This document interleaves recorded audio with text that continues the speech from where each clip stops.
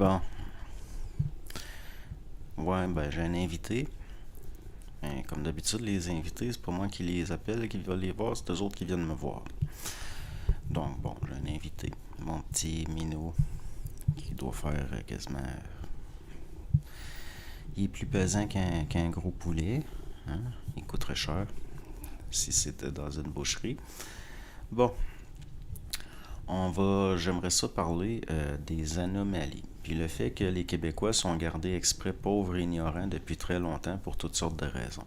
Vous avez vu, prenez des phénomènes comme des phénomènes, un cas comme Pierre Fitzgibbon qui a eu qui a été critiqué au niveau de son éthique, il y a des liens ténus avec toutes sortes de choses, puis bon, et puis, pourtant, il a encore sa crédibilité, il est encore ministre, puis tout va bien dans le meilleur des mondes possible. Prenez Bruno Marchand, qui a eu ses élections, il y a une dame qui avait été proclamée mairesse, puis là, tout d'un coup, non, non, c'est une erreur, c'est Monsieur Marchand, il n'y a pas de recomptage, elle s'en va chez eux, puis on n'entend plus jamais parler. Bruno Marchand, Monsieur Marchand. Bon, Monsieur Marchand est maire de la ville de Québec. Vous trouvez pas qu'il y a une anomalie? Il vient d'où, Monsieur Marchand? Il est diplômé en philosophie. Wow, ça c'est... hein?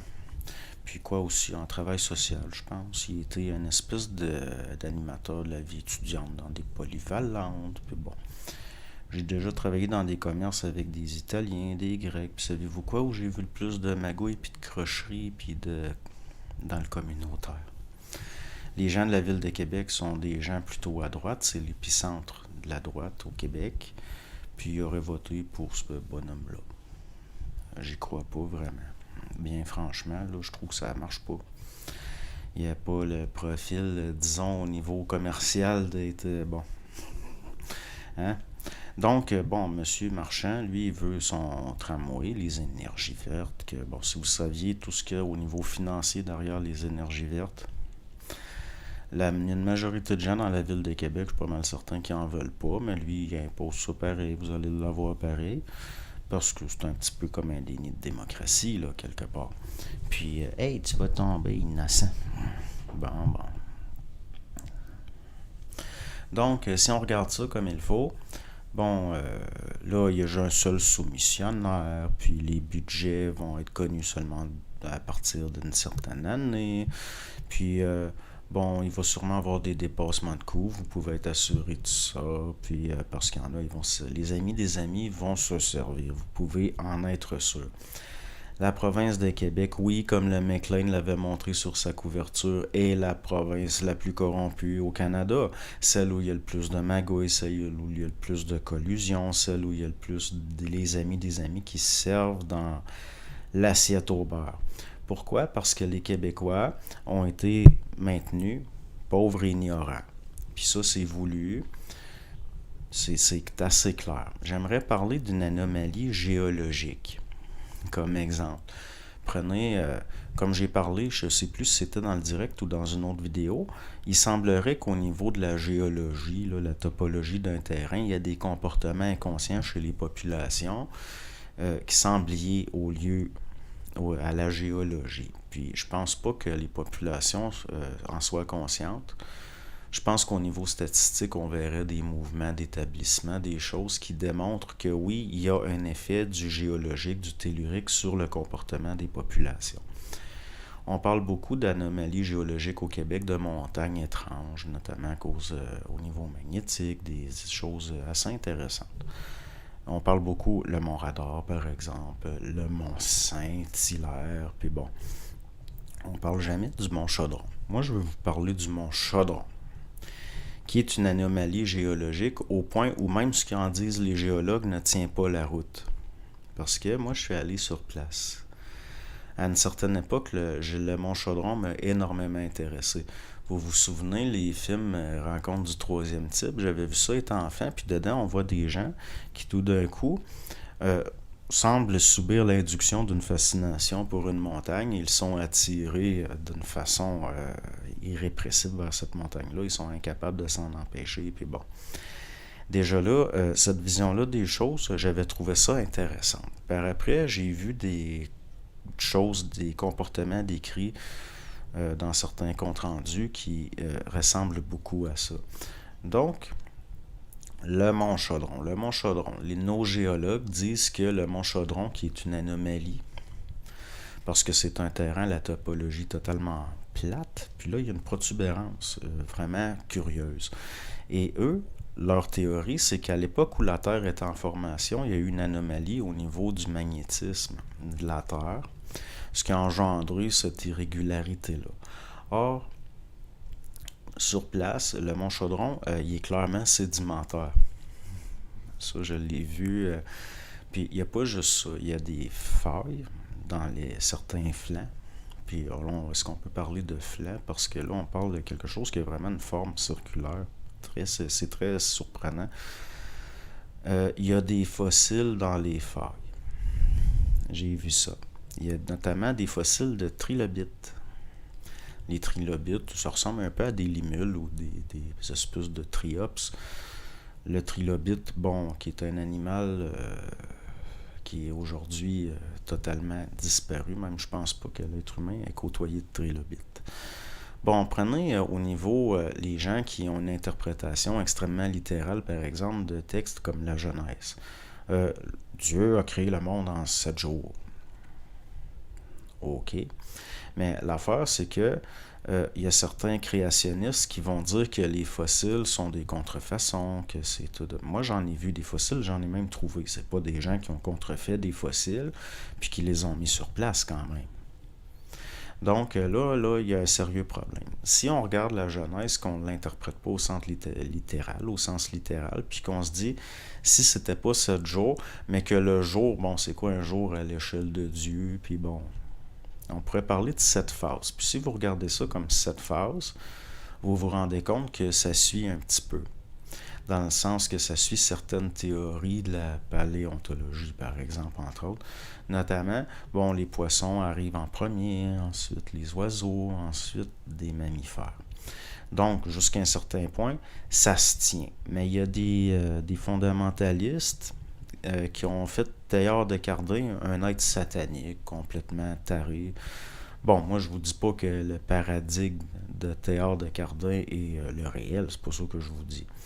Mais j'ai fini avec le temps, au niveau de certaines données qu'on peut voir sur le terrain, qu'on peut constater, à une vision composite, qui n'est ni celle de la science officielle, ni celle de la tradition. Mais je pense que le réel n'est ni d'un côté ni de l'autre, mais que le réel, bon, je pense que la tradition a une part du réel, je pense que la science a une part du réel, mais pour avoir une vision d'ensemble, ça prend une vision un petit peu composite, puis il va falloir aussi être capable, comment je pourrais dire ça, d'aller au-delà de certaines formes. Moi, ce que je dirais aux gens, là, créationnistes, plutôt, bon, ben, trouvez-moi qui considèrent que les fossiles, en fait, sont beaucoup plus récents qu'on nous le dit, que ce sont des animaux quasi contemporains pour eux. Bon, ben, trouvez-moi des trilobites vivants. Parce que j'ai vu des trilobites, mais c'est des êtres fossilisés, c'est des traces laissées dans des sédiments, dans des couches sédimentaires. Trouvez-moi des trilobites vivants. Les trilobites témoignent du réel, qu'on le veuille ou pas. Donc, le mont Chaudron. Très étrange, le mont Chaudron, personne n'en parle. Comme je vous dis, la théorie des géologues selon laquelle ça se serait formé au niveau d'anomalies par rapport au magnétisme terrestre alors que la Terre est en formation ne tient pas. Ça se tient pas. C'est leur seule explication, puis elle ne fonctionne pas. Premièrement, le mont Chaudron est sédimentaire, clairement. C'est des couches sédimentaires, puis il y a des fossiles dedans. Donc, on ne parle pas de quand la Terre est en formation. C'est impossible. Donc, là, à un moment donné, là, ça va faire. Moi, là, je veux bien là, respecter tout, là, dans le sens que, bon, on peut respecter les vues d'autrui, puis, mais une lecture littérale que le réel, constatable, contredit, ça veut dire que c'est pas à prendre au sens littéral, ça fonctionne pas, il faut corriger nos vues à un moment donné. Sinon, ben, on aboutit à de la science qui est anti-science, puis on aboutit à de la tradition qui est anti-réelle. Donc, le mont Chaudron est une anomalie. Puis personne l'étudie, personne s'y intéresse vraiment, puis il n'y a pas eu rien d'écrit dessus, il n'y a pas eu d'études vraiment exhaustives, réelles, de fait sur ça, puis personne n'en parle. Pourtant, c'est bien plus intéressant que le mont Radar, c'est bien plus intéressant que le mont Saint-Hilaire. Il y a des choses étranges qui se produisent là. Ça va de phénomènes psychiques à des phénomènes ufologiques. Ça va jusqu'à... Il y a eu même des crimes commis là qui ont des apparences de crimes ritualisés très étranges à l'époque où c'était surtout des prospecteurs miniers puis des autochtones qui étaient dans cet endroit-là. Donc là, à un moment donné, là, c'est bien beau de se conforter, dans le sens que, bon, je peux comprendre qu'au niveau de quelqu'un qui voit la tradition au sens littéral, que c'est confortable, parce qu'il n'y a aucun effort à faire finalement. Il y a aucun... Les fossiles sont des contrefaçons, tailleurs de cardés sataniques, puis bon, ok. Je suis pas sûr, là. Je sais pas, c'est un petit peu facile, un petit peu trop facile. Mais les Québécois sont pauvres et ignorants. Entre autres, on voit ça dans leurs aspects. Bon, vous savez, en France, il y a des traditionnalistes, ils veulent le retour de la messe en latin. Au Québec, il n'y en a pas du tout. Pourtant, en France, il y a eu 1789, il y a eu... Bon, puis on n'a pas eu ça ici. Donc, le peuple québécois est peut-être pauvre et ignorant, est maintenu dans sa pauvreté, son ignorance, mais il n'est pas stupide. Bon, mais il n'y a pas de peuple stupide, seulement des individus stupides et des pensées collectives stupides. Mais au fond, le Québécois n'est pas stupide. Donc, c'est bien beau de se conforter avec la tradition, des choses comme ça, mais le problème, c'est que ça règle pas tout. Et c'est contredit par les faits. Beaucoup de faits viennent contredire. Et je pense qu'il est malhonnête de ne pas en tenir compte. Donc, le Mont Chaudron est devenu pour moi, jusqu'à un certain point, une manifestation du fait que, collectivement, les Canadiens français sont pauvres et ignorants et ils ne sont pas intéressés à transmuter vers autre chose, en grande majorité. Ça ne veut pas dire qu'ils sont stupides pour autant, ça veut simplement dire que, bon, peut-être que des fois, au niveau d'un confort psychologique, puis c'est plus facile comme ça. Mais il reste que, c'est bien dommage, mais les créationnistes, puis bon, ça marche pas. Les évolutionnistes darwiniens non plus, ça fonctionne pas tout. Donc, j'ai abouti à une vue, un paradigme un petit peu composite. Je pense que le réel est ni d'un bord ni de l'autre, il peut juste être de son bord à lui. Puis, on a une vue limitée, puis donc, bon. Prenez, par exemple, en ce moment, au Québec, là, on a beaucoup de cas d'enfants qui sont atteints au niveau respiratoire. Des bronchiolites, puis des choses comme ça, des inflammations pulmonaires assez graves. Il y a beaucoup plus en ce moment d'enfants en danger que quand ils ont décidé de fermer les écoles puis de confiner. Pourquoi est-ce qu'on a comme ça une vague d'enfants malades? Ben, peut-être parce qu'on a obéi à des hosties de mesures d'imbéciles qui ont privé leur système immunitaire d'un terrain formateur. Puis là, on a les contre-coups de ça. En plus, possiblement, de traitements qui peut-être aussi nuisent à l'immunité des enfants.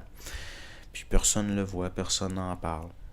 Il y a beaucoup plus d'enfants en ce moment en danger de mort au niveau de la maladie que quand ils ont fermé les écoles. Donc, qu'est-ce qui rend tout ça possible? Parce que c'est une question d'intérêt, là. C'est par rapport à des intérêts de certaines personnes qu'on maintient les gens dans cette illusion-là. Tout ça est possible parce que les gens, non seulement sont pauvres et ignorants, mais en plus de ça, ils sont totalement conditionnés. Peut-être pas une majorité de personnes, mais une grande partie. Puis, au niveau de leur psychologie, pour se conforter, ils vont faire inconsciemment de la distorsion cognitive pour rester confortables psychologiquement dans leur paradigme. Parce que si demain matin, les gens se rendent compte de l'extraordinaire irresponsabilité du gouvernement, ben là, ils se sentiront plus en sécurité. Et psychologiquement, c'est inconcevable pour eux. Il y a des choses que les gens voient pas parce que c'est inconcevable pour eux. C'est la même chose pour le Mont Chaudron, le même phénomène. C'est-à-dire que quand bien même que j'amènerais un créationniste convaincu au Mont Chaudron, que nous allons vers une des failles du flanc et que je lui montre que c'est sédimentaire, qu'il y a des fossiles de trilobites dedans, il va pas rejeter sa vision littérale de la Genèse, même s'il a le réel là devant ses yeux. Donc, il n'y a rien à faire. Il n'y a rien à faire, à part individuellement, ben, plus on devient un petit peu plus dégourdi, puis plus ça a un effet. Les Québécois sont pauvres, ignorants, et c'est surtout dû au fait que ça arrange beaucoup de monde. Là, on le voit le problème, on le voit le mal. Je veux dire, prenez des gens comme Pierre Fitzgibbon, François Legault, Bruno Marchand. Ces gens-là, jusqu'à un certain point, obéissent à une forme de darwinisme social. Puis on pourrait reconnaître là un petit peu une doctrine de la prédestination, puis d'un respect de loi de la nature qu'eux veulent voir comme ça, c'est-à-dire que ben, c'est comme ça dans la vie, les plus gros mangent les plus petits, puis eux, ils sont où ils sont parce qu'ils sont plus intelligents. Pourtant, c'est pas ce que nous constatons. Ce n'est pas ce que nous constatons. Essayez de me faire croire que François Legault a une intelligence supérieure à la moyenne. Hein? Pour avoir côtoyé des gens qui étaient des sourdoués, d'en avoir vu des sourdoués. Puis moi, ce que je peux vous dire, c'est que les gens très, très, très brillants finissent souvent isolés socialement et dans la misère. Donc, il n'est pas question ici de l'intelligence au sens où on l'entend, c'est de l'intelligence animale. C'est des instincts de prédation. Des gens comme qui vont souvent en politique, des choses comme ça, ou qui vont en finance, qui vont magouiller, qui vont devenir lobbyistes, qui vont côtoyer, c'est des douances de prédation qu'ils ont. Ça vient de l'animalité, ce qui fait que dans une meute de loups, il y a un alpha, puis pas parce qu'il est plus intelligent. Ça n'a rien à voir. Même d'ailleurs, dans les meutes de loups, souvent, le plus intelligent, semble-t-il, va s'arranger pour ne pas être l'alpha. Comme s'il se rendait compte que c'est beaucoup de pression à gérer. Puis souvent, il va être un bras droit un petit peu, si on peut dire. C'est pourquoi les gens au pouvoir ne sont pas des gens brillants. Les gens brillants sont dans leur entourage. Et ce qui est le plus grand talent pour un homme de pouvoir, c'est de savoir s'entourer. Donc, on a affaire ici à de l'intelligence qu'on pourrait appeler purement animale sociale. Ça explique beaucoup de choses. Énormément de choses. Donc, que voulez-vous? Le Mont Chaudron, c'est un peu comme au niveau, par exemple, de des gens qui considèrent la Genèse, le livre de la Genèse, d'une façon littérale. Le Mont Chaudron, c'est un petit peu comme l'éléphant dans la pièce. C'est pareil avec l'état de santé des enfants en ce moment. Puis c'est pareil aussi avec toutes sortes de magouilles par rapport aux énergies vertes. Ils n'en veulent pas, les gens de Québec du tramway.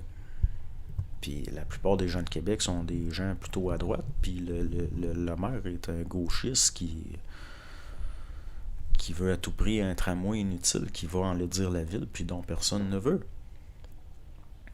Donc, c'est l'éléphant dans la pièce aussi. L'éléphant dans la pièce, c'est comme François Legault, c'est comme Trudeau, c'est comme Bruno Marchand, c'est comme le Mont Chaudron. Ce sont des témoignages d'une réalité que nous ne voulons pas voir. Puis, au niveau de se réconforter dans des activités de compensation, comme la croyance, entre autres, d'interpréter au sens littéral certains textes parce que ça nous rassure, parce que ça fait notre affaire, parce que ça nous met dans un paradigme confortable. Moi, je vous le dis, ça, c'est dangereux. Les chocs vont être terribles par rapport à ce qu'on pourrait appeler la confrontation au réel. Donc, ça donne quoi de s'appuyer sur des structures comme ça qui nous donnent simplement la force d'être bons martyrs et de bien finir dignement, alors que au fond, on devrait chercher à survivre. Je veux dire, entre autres. Donc, en tant que peuple, oui, les Canadiens français sont pauvres, ignorants, sont pas très dégourdis. Nous le constatons. Sont mieux que certains autres peuples quand même, là. Mais il reste que les Québécois ne sont pas stupides. Les Québécois ne sont pas stupides et tôt ou tard, il va y avoir un éveil massif à un moment donné à certaines choses. Et possiblement que ça, c'est même pas vu par les gens qui, justement, sont des parasites, sont des profiteurs, sont des magouilleurs, sont de la collusion, sont de la prédation, de la prédation sociale. Donc, bon, de la même façon que jamais un créationniste convaincu, littéraliste, n'a jamais été capable de me prouver que les fossiles de trilobites sont de la contrefaçon. C'est impossible, là. En plus, je suis dans un coin, il y en a beaucoup. Il suffit de savoir où chercher comme il faut en forêt, puis vous allez en trouver. Donc, bon, de la même façon, il n'y a personne qui va me faire croire que, en ce moment, les enfants ne sont pas malades par rapport à la gestion catastrophique de la santé publique. C'est l'évidence même. C'est l'évidence même. Prenez ce qui est arrivé dans les CHSLD. Le nombre de morts qu'on a eu dans les CHSLD, c'est plus élevé que le nombre de morts qu'il y a eu pendant le massacre de la Saint-Barthélemy. Puis personne n'en parle. Dans le sens que, bon, ben ça, à mes yeux, c'est des homicides involontaires, mise en danger de la vie d'autrui, homicide par négligence, ainsi de suite. Puis les autres, ils disent, ah, pas d'enquête publique, puis le monde accepte ça. De toute façon, si nous aurions une enquête publique, ce serait pour noyer le poisson et blanchir les gens responsables. C'est toujours comme ça. Toujours, toujours. Donc, continuons dans le déni. Plus on va être dans le déni, plus le choc va être dur. Plus le choc va être fort. Donc, bon, le fait d'aller communier, puis de faire tous ces sacrements, n'empêchera pas les trilobites, les fossiles de trilobites d'exister. Le fait de penser que les gens qui vont en politique sont possiblement de bonne foi, ça prend du courage pour aller en politique, et puis ça n'empêchera pas non plus la corruption, la magouille, le mépris d'exister. Et chez des gens qui ont une mentalité comme quoi, ben, c'est les lois de la nature, le plus gros mange le plus petit. Puis c'est normal, François Legault sera au pouvoir parce qu'au fond, il est plus intelligent que la moyenne. Essayez de me faire croire ça. Comme je l'ai déjà dit, c'est de l'intelligence sociale de prédation, c'est-à-dire les gens de pouvoir, les gens qui sont bons politiciens, ce sont surtout des gens qui sont maîtres dans l'art de bien s'entourer et d'instrumentaliser l'intelligence des autres. Donc, on peut parler d'activité de compensation, là, encore. Donc, bon, c'est correct, mais c'est possible que le réveil soit brutal. Hein? Donc, bon, pendant qu'on s'astine sur des conneries, ça continue. Il y a des enfants qui en ce moment sont en danger de mort parce qu'un gouvernement d'irresponsable les a mis dans un état de danger. Puis, bon, moi, je vous dis, on approche, là, ça va être le 5 décembre bientôt, 5-6 décembre. Des surprises s'en viennent.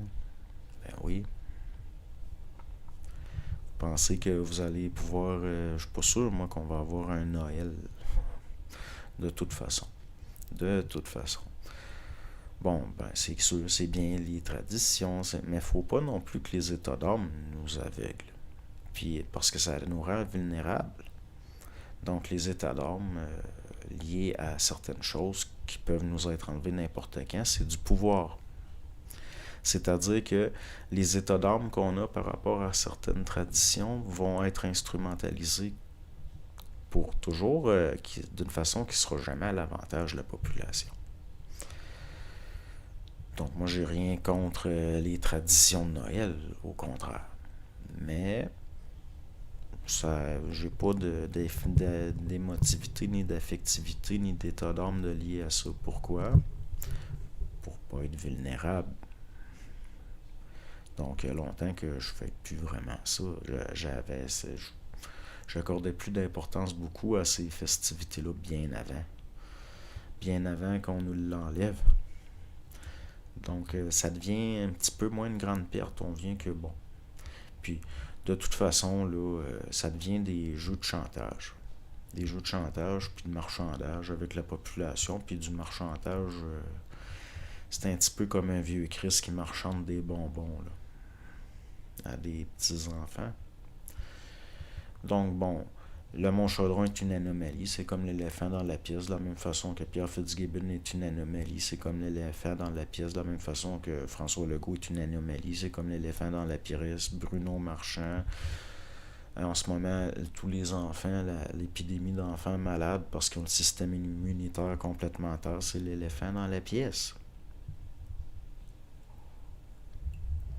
Savez-vous c'est quoi possiblement le projet de certaines instances pour que l'éléphant dans la pièce soit plus un problème?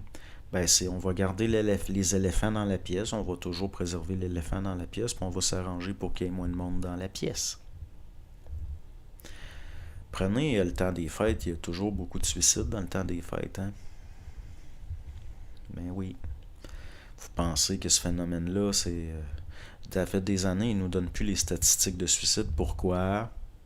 Ça sera encore un éléphant dans la pièce, mais peut-être trop bruyant, là, peut-être trop. Mais il reste qu'on a affaire à